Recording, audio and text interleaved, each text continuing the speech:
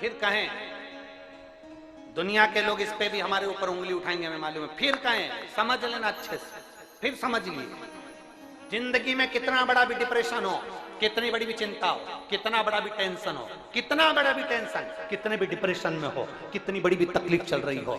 इन चार माताओं की गोद में जाकर बैठ जाओ। पहले नंबर पर प्रकृति, किसी पेड़ की छांव में बैठ जाओ या किसी पौधे को लगाना प्रारंभ कर दो, तुम्हारा डिप्रेशन समाप्त हो जाएगा, तुम्हारा टेंशन खत्म हो जाएगा। दूसरे नंबर पर पृथ्वी, किसी स्थान पर एकांत में पृथ्वी माता की गोद में जाकर थोड़ी देर लेट जाओ, तुम्हारा डिप्रेशन समाप्त हो जाएगा, तुम्हारी चिंता समाप्त हो जाएगी। तीसरे नंबर पर गौ माता, कितना भी डिप्रेशन हो, कितनी भी टेंशन हो, कितनी भी चिंता हो, किसी के गौ माता की सेवा में लग जाओ, गौशाला में चल जाओ, गौ माता को नहलाओ, उसकी सेवा करो, उसकी पगाड़ी उठाओ, उसका भोजन कराओ, उसके गोबर को उठाओ, गौ माता के उस गोबर को साफ कर दो, गौशाला को साफ कर दो, डिप्रेशन समाप्त हो जाएगा। और चौथे नंबर पर, कितने भी डिप्रेशन हो, कितनी भी चिंता हो, कितना भी कर्जा हो, अपने घर की माँ की पास बैठकर, माँ की गोद में बैठकर, माँ के पास बैठकर अपनी माँ को अपने दुखड़े को सुना दो, माँ उस दुखड़े को समाप्त कर देगी, चाहे कुछ नहीं हो।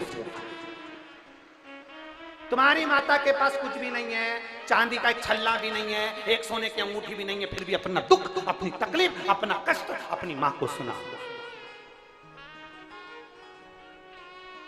अपनी मां से कहो ना। कई बेटियां, कई बेटे, नवयुवक लड़के लड़कियां टेंशन में आते हैं, सुसाइड कर लेते हैं, मर गए। हम उनसे निवेदन करेंगे, मरने का प्लान बाद में करना, पर एक बार अपनी माँ से जरूर जाकर कहना, माँ मुझे 15 दिन से ये टेंशन चल रहा है,